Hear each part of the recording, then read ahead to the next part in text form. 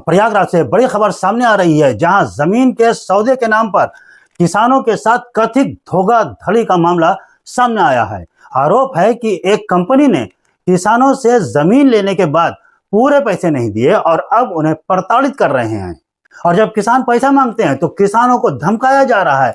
मामला प्रयागराज के 12 तहसील क्षेत्र के जनवा गांव का है, जहां उदयराज, भोलाराज, मोहन समेत कई किसानों ने 12 एसडीएम को प्रार्थना पत्र देकर न्याय की गुहार लगाई है। किसानों ने इलेक्ट्रॉनिक मीडिया क्लब के नारद सभागार में प्रेस कॉन्फ्रेंस कर यह आरोप लगाया है कि एके इंफ्राकॉम प्राइवेट लिमिटेड नाम की एक कंपनी ने 736 डेसिमल जमीन का सौदा किया था और बयाना लेकर 6 महीने के अंदर रजिस्ट्री करने और पूरा पैसा देने का वादा किया था। लेकिन अब 10 महीने से ज्यादा बीत जाने के बाद भी ना तो किसानों को पूरा पैसा मिला है और ना ही जमीन की रजिस्ट्री कराई गई है। जय हिंद दर्शकों, संवाददाता शमशाद खान के साथ मैं जैदुल्लाह और आप देख रहे हैं वॉइस ऑफ इंडिया। तो आपको बता दें कि 10 महीने बीत जाने के बाद भी किसानों को पूरा पैसा नहीं मिला है। इतना ही नहीं, किसानों का आरोप है कि पैसा मांगने पर अब कंपनी के डायरेक्टर हिमांशु कुशवाहा, उमाकांत कुशवाहा, नीरज कुशवाहा और जैनुल कुशवाहा उन्हें धमकी दे रहे हैं। किसानों का कहना है कि उनसे कहा जा रहा है कि आधे दाम पर जमीन लिख दो, वरना ना जमीन मिलेगी और ना पैसा वापस मिलेगा। यहां तक कि कोर्ट कचहरी में उलझाने की भी धमकी दी जा रही है। तो अब आप खुद सुन लीजिए कि ये पीड़ित किसान क्या कह रहे हैं। हम लोगों को 2 साल पहले एक ड्रीम से सौदा हुआ था जमीन का, मेन रोड हाईवे से मेरी जमीन है, जो कि सौदा हुआ थोड़ा थोड़ा बयाना दे के कंपनी गायब हो गई।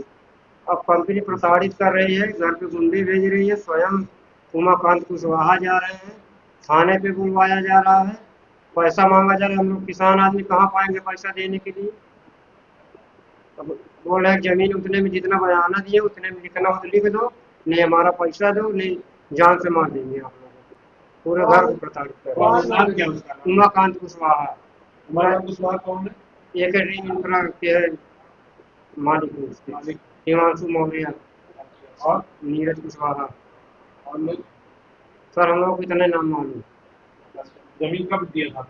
जमीन 2 साल पहले हमको बयाना दे के हमारी जमीन में जेसीबी चलवा दिए थे। तब से हम लोग बारी बारी पैसा मांगते गए, पैसा देने के लिए बोले थे। बार बार भाग 50 किलोमीटर दूर से आते थे इलाहाबाद, लौट जाते थे, 1 रुपये नहीं दिए। अब हम लोगों को प्रताड़ित किया जाए कि हमारा पैसा वापस करो, जितना बयाना दिए उतने में रजिस्ट्री करो। कितने बीघे में ये शॉपिंग चल रही है? अब हम लोगों की जमीन है मेन रोड हाईवे पे 3.5 बीघा, इतने का हमारा इनका सौदा हुआ था। तो उसके पैसे कितने दिए आपको? ये हम लोग 5 लाख रुपए दिए बस। 3.5 बीघा का नहीं, 5 लाख दिए 4 विश्व का। 4 बीघा। हाँ, उतने में हम उतना हिस्सेदार है। बाकी पूरे परिवार का है और परिवार वालों को 1 लाख रुपए दिए, जिनके कि उनके यहाँ कैंसर पेशेंट था, खत्म हो गया, पैसा नहीं दिया दवा के लिए। एक बयाने के तौर पर दिए? बयाने के तौर पे दिए थे, बोले थे कि जब आपको दिक्कत तकलीफ होगी 2 महीने के अंदर अंदर हम रजिस्ट्री करवा लेंगे जमीन। जमीन अभी तक नहीं रजिस्ट्री करवाए, हम लोग जमीन रजिस्ट्री करने के लिए अभी तैयार है कि हमारा पैसा दे दे, शेख जो बन रहा है उन पर रजिस्ट्री करवा लें। कितने में सौदा हुआ था पूरा और एग्रीमेंट कितने दिन पहले हुआ? ये ना तो एग्रीमेंट कराए थे, ये सिर्फ ऐसे आपसी सहमति से सौदा किए थे। मेन रोड हाईवे की जमीन थी 2 करोड़ की बीघे में। 4 से 14? हाँ, पूरे परिवार से, मेरा परिवार लंबा है। किसी के खाते में 4 विश्व है, किसी के खाते में 8 विश्व है, किसी को 1 लाख दिए, किसी को 2 लाख दिए हैं।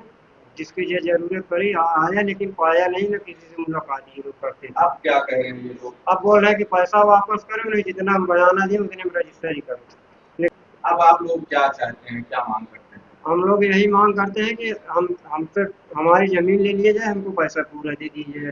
पहले पूरा पैसा दे दें तब हम पे रजिस्ट्री करवाएं। कंपनी का नाम क्या था? क्या सर? कंपनी का नाम क्या है? एके इंफ्रा ड्रीम सिटी। जमीन तो आपके कब्जे में है ना? जमीन तो कब्जे में है, लेकिन बार बार टॉर्चर कर रहे हैं ना। तो आपने सुना किस तरीके से किसान अपनी पीड़ा बयां कर रहे हैं। पीड़ितों ने जिलाधिकारी और एसडीएम 12 से मांग की है कि उन्हें जल्द से जल्द न्याय दिलाया जाए, जमीन वापस कराई जाए और आरोपियों के खिलाफ सख्त से सख्त कार्रवाई की जाए। अब देखने वाली बात यह होगी कि प्रशासन इस मामले में क्या कदम उठाता है। फिलहाल प्रयागराज से बस इतना ही। अब चलते हैं अगली खबर की ओर जो कानपुर से आ रही है। आप बने रहिए हमारे साथ वॉइस ऑफ इंडिया पे। और हाँ, अगर आपको हमारी न्यूज़ पसंद आए तो हमारे चैनल को लाइक करें, सब्सक्राइब करें और हाँ, हमारी न्यूज़ को शेयर करना तो बिल्कुल भी ना भूलें।